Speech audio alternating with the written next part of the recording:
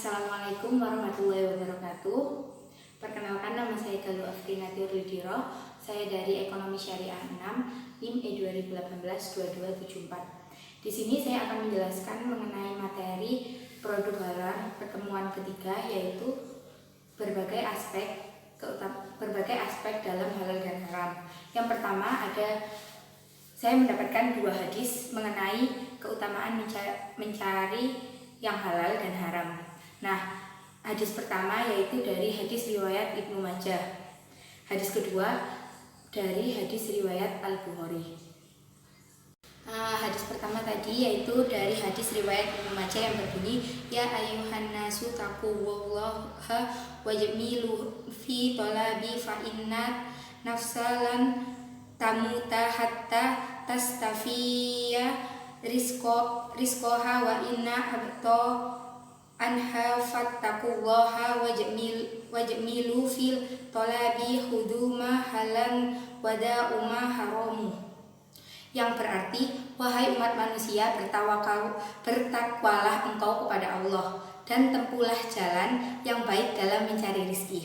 Karena sesungguhnya tidaklah seorang hamba akan mati hingga ia benar-benar telah mengenyam seluruh rezekinya. Walaupun terlambat datangnya, maka bertawakallah engkau kepada Allah dan tempuhlah jalan yang baik dalam mencari rezeki. Tempuhlah jalan-jalan mencari rezeki yang halal dan tinggalkan yang haram. Dari hadis riwayat Ibnu Majah nomor 2144 dikatakan sahih oleh Syekh Albani. Dari hadis di atas dapat kita pahami bahwasannya dalam mencari rezeki kita haruslah mencari rezeki yang halal. Halal lagi baik, halalan thayyibah. Dan kita haruslah meninggalkan cara-cara atau rezeki yang haram. Karena sejatinya rezeki itu telah diatur oleh Allah Subhanahu wa taala. Kita hanya perlu mendapatkan dan mencarinya dengan cara-cara yang telah diridhoi juga oleh Allah Subhanahu wa taala. Sehingga rezeki yang datang pada kita dapat bermanfaat untuk kehidupan kita di dunia dan di akhirat. Oleh karena itu kita diharuskan mencari rezeki yang halal.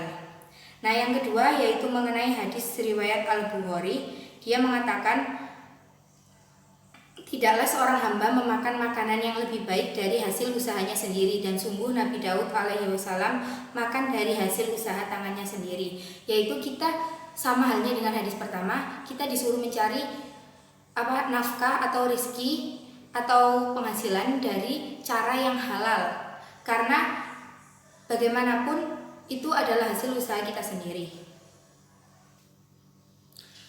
Untuk selanjutnya, yang kedua ada penjelasan mengenai jenis-jenis halal dan haram.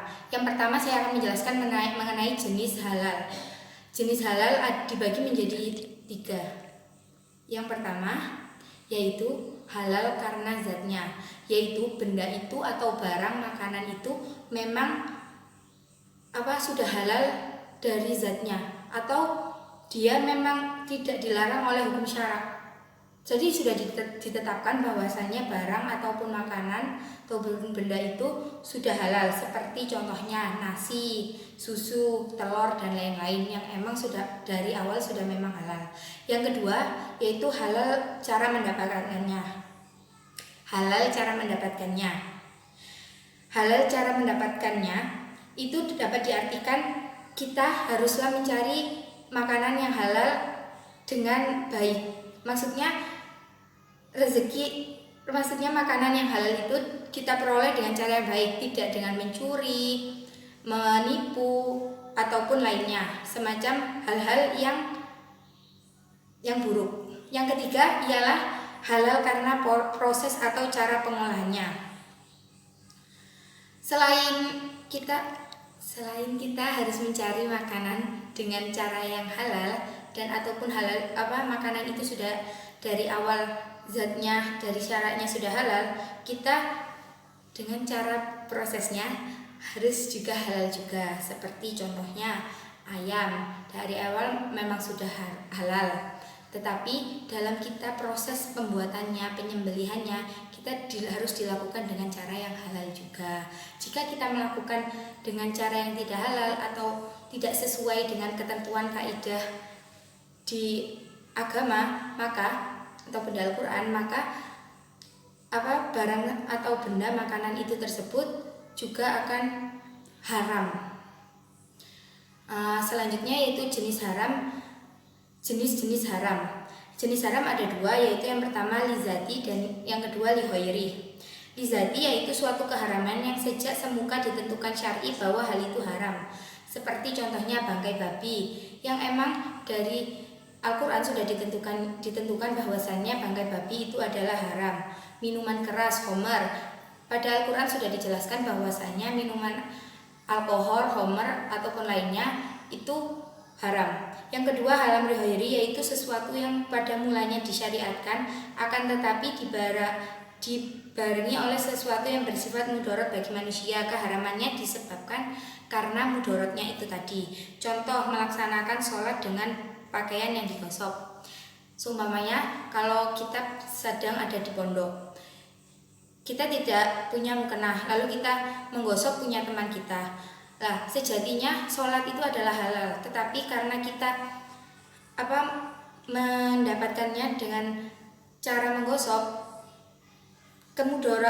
sifat dari sholat tersebut itu banyak mudaratnya. Jadi bisa jadi itu belum tentu dapat diterima. Nah, untuk yang terakhir ini yaitu tingkat-tingkatan halal dan haram. Di sini ada dalil, ada hadis oleh Al-Bukhari dan Muslim yang berbunyi, sesungguhnya yang halal itu telah jelas dan yang haram pun telah jelas pula. Sedangkan di antaranya ada perkara syubhat samar-samar yang kebanyakan manusia tidak mengetahui hukumnya. Nah, dalil-dalil di atas dapat kita ambil, tarik sebuah tingkatan halal menjadi 4 tingkatan halal. Yang pertama yaitu adalah tingkatan halal yang paling tinggi. Tingkatan halal yang paling tinggi adalah tingkatan halal yang paling baik dan halal yang memang benar-benar halal dari segala aspek, seperti air sungai, rumput-rumputan, tumbuh-tumbuhan, hewan, buruan darat, seperti itu. Yang kedua ada tingkatan kedua, barang halal mutlak yang bersih dari salah satu sisi bukan sisi yang lainnya. Contoh, orang mengambil dedaunan dan kayu perbukitan dengan penuh hati-hati dalam mengambilnya, lalu membawanya ke berbagai tempat untuk dijual. Dengan uang hasil jualannya, ia membeli makan dan lain sebagainya. Yang ketiga ada tingkatan halal yang ketiga, yaitu bukan barang halal secara mutlak dari kedua sisi itu, tetapi ia didapatkan melalui pekerjaan industri atau pesanan seperti tukang kertas, penjahit, berdagang, dan lain sebagainya. Nah, yang terakhir ini ada tingkatan keempat, harta orang yang tidak berhati-hati dalam kerja mereka, menggunakan barang syubhat atau tidaknya mereka tidak peduli, kurang berhati-hati dalam apa yang mereka ambil dan apa yang mereka tinggalkan, hingga lebih banyak syubhatnya dalam harta mereka. Mengenai mereka ini dikatakan, barang siapa yang tidak peduli dari mana ia memperoleh harta, Allah Subhanahu wa taala tidak memperdulikannya dari mana ia dimasukkan ke dalam api neraka. Dalam tingkatan halal yang keempat ini, kita biasanya kan orang melakukan sesuatu tanpa melihat halal dan haramnya, dan belum tentu itu melakukan sesuatu itu halal ataupun haram, dan itu dikatakan syubhat. Nah, barang siapa yang tidak peduli dari mana ia memperoleh harta, Allah tidak memperdulikannya dari mana ia dimasukkan ke api neraka. Jadi sama aja kayak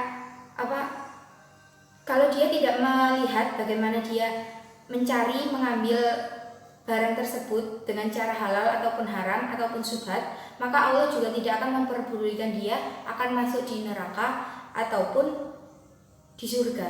Terima kasih penjelasan dari saya. Mungkin itu saja. Wassalamualaikum warahmatullahi wabarakatuh.